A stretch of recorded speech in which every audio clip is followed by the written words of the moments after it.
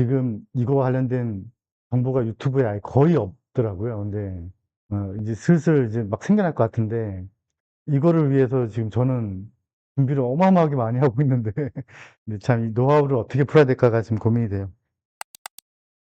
이 민간 도심 복합 개발 사업 이거 스터디를 하나 만들어 볼까 지금 고민 중인데요. 근데 지금 이거와 관련돼서 제가 사람들 계속 만나고 있는데 다 생각하는 그 이해의 범위가 달라서 이해하는 능력치가 다른 거죠. 근데 이게 약간 신탁 업무도 알아야 되고 그다음에 자산 운용사의 하위 개념인 위탁 리츠의 개념도 알아야 되는데 근데 거기다가 이제 정비 사업까지 알아야 되는데 이거를 다 아우르는 사람이 제가 보기에는 대한민국에 몇 명 안 되는 것 같아요. 그래서 상당히 되게 어 아주 획기적인 사업임에도 불구하고 많은 사람들이 아직 모르고 있어요. 네. 그래서 이거 어디까지 오픈을 해야 될지가 저의 돈벌이니까. 예. 저의 돈벌이니까 어디까지 오픈해야 될지를 모르겠는데 그래도 한번 해 보자고요. 뭐 어느 순간 이제 뛰어나신 분들이 이걸 이해하시게 되겠죠. 오늘 민간 도심 복합 사업이란 무엇인지 보도록 할 거고요. 법령명은 도심 복합 개발 지원에 관한 법률이에요. 그래서 여기에는 민간이란 말이 들어가 있지는 않아요. 여기 민간이란 말이 있는데 그냥 법령명은 도심 복합 개발 지원에 관한 법률인데 왜 이걸 우리끼리 민간 도심 복합이라고 부르냐면 도심복합개발 지원에 관한 법률 전에 있었던 사업이 우리가 알고 있었던 3080. 그거는 이제 공공도심복합개발 사업이라고 부르거든요. 근데 그거는 뒤에 보여드릴 테지만 법령명이 공공주택법에서 시작을 됐고 공공주택법 안에서 3080이라는 브랜드로 해서 공공이 주도하는 방식이었는데 이번에 도심복합개발 지원에 관한 법률은 민간한테 활로를 열어줬어요. 그래서 아주 고무적인 현상이에요. 이 활로가 열어줌에 따라서 아마 어마어마한 현장들이 이제 민간 도심복합, 우리끼리 이제 민복사업이라고 부르는데 민복사업으로 가게 될 것 같아요. 그럼 이제 이게 재개발과는 뭐가 다르냐? 아주 확연하게 달라요. 이거는 용적률 상향이 상당히 높을 것으로 예상이 돼요. 얘는 단계가 상당히 많이 높아질 것 같은 생각이 들어서 그냥 우리끼리 하는 얘기로 여기 위치 안 좋은 데는 신통으로 갈 거고요. 위치 좋은 데들은 다 민복으로 다 전환될 가능성이 높아요. 근데 이때에 이게 재개발 사업과 무엇이 다르냐. 이거를 이제 우리가 알아야 되는데, 그리고 이제 어떤 지역을 눈여겨봐야 될 건지도 봐야 되는데, 이제 뒷부분에 보게 될 그 대상지 선정 시행령에서 나오는 그걸 보면 어느 정도, 아, 이런 지역이 있겠구나라는 걸 알게 될 거예요.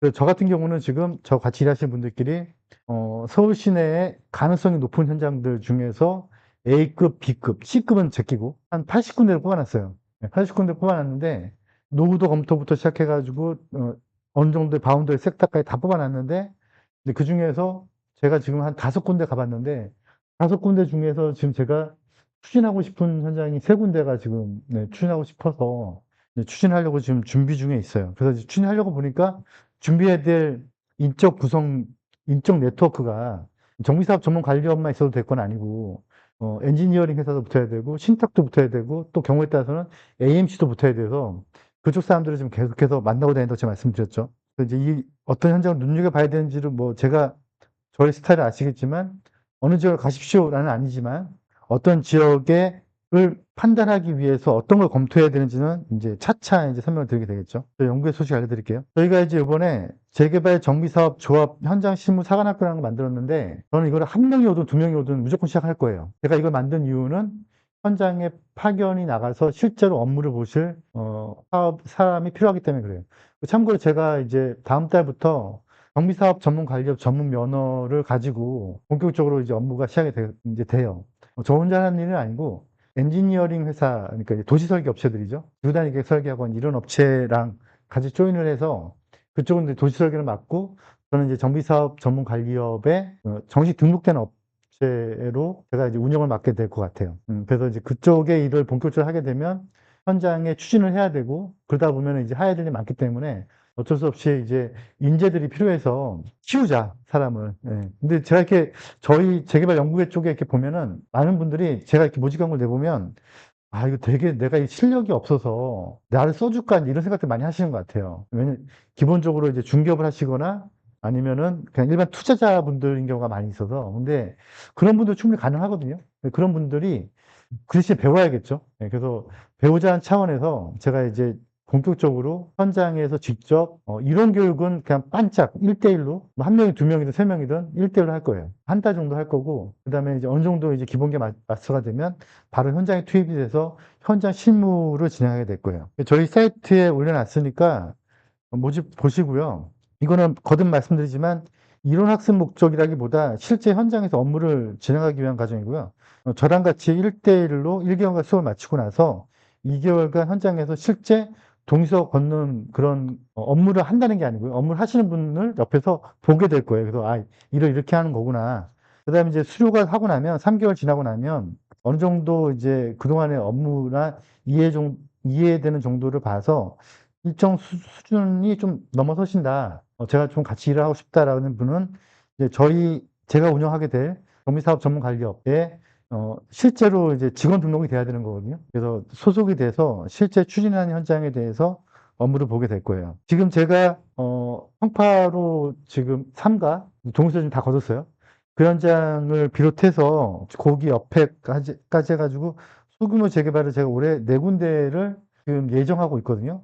현장은 다 이제 사무실 준비부터 다 지금 세팅이 돼 가고 있어요. 역세권 활성화도 지금 제가 한 곳을 진행할 가능성이 높을 것 같아요. 지금 의뢰가 들어온 곳이 있어서. 그다음에 민간 도심복합 사업을 제가 3곳을 올해 무조건 스타트를 할 거예요. 이 스타트를 하기 위한 인적 구성이나 주변의 업체들 구성은 다 끝났어요. 그래서 이제 이런 현장들에 대해서 이제 본인이 직접 그 현장 어딘지는 알려드릴 수는 없고요.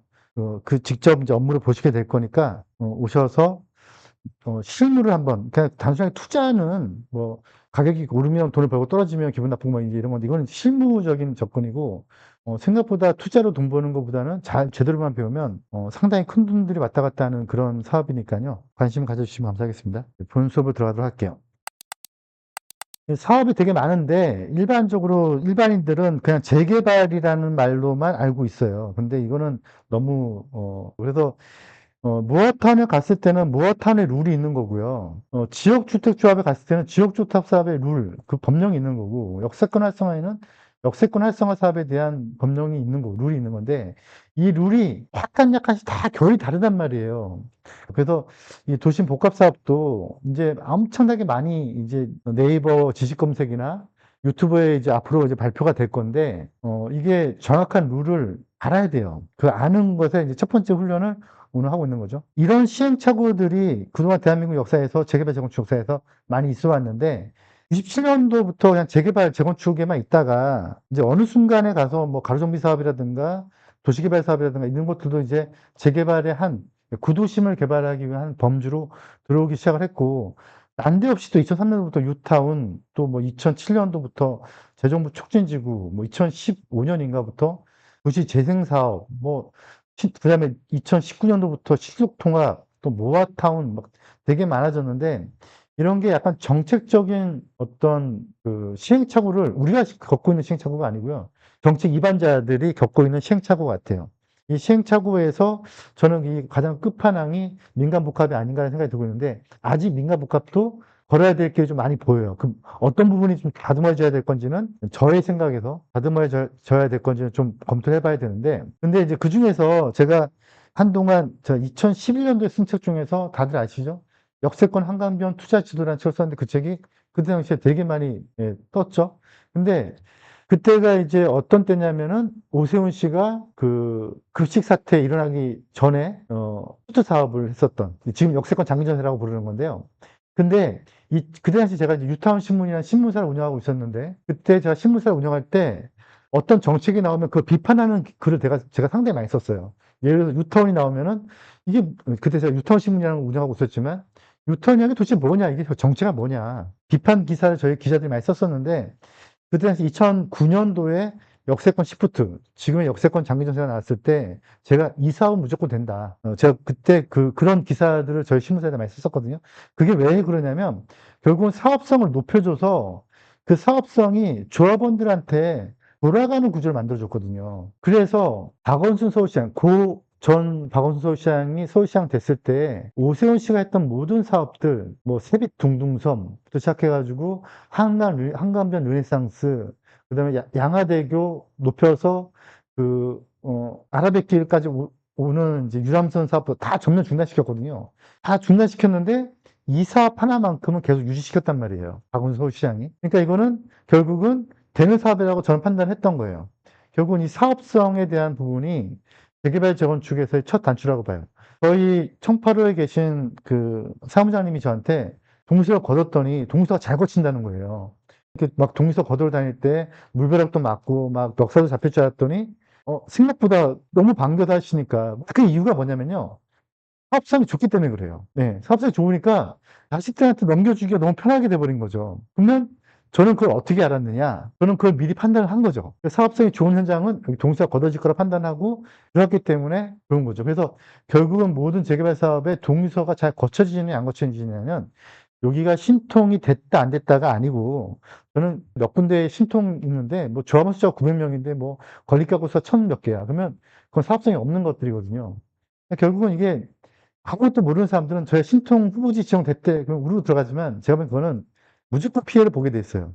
결국은 이게 사업성에 기여되는데 민간 복합 사업이 제가 보기엔 사업성이 상당히 높을 것으로 추정이 돼요. 물론 몇 가지 검토해야 될 부분들은 있지만 그리고 예측해야 되는 부분도 있지만 사업성이 상당히 높을 것으로 예상이 돼요.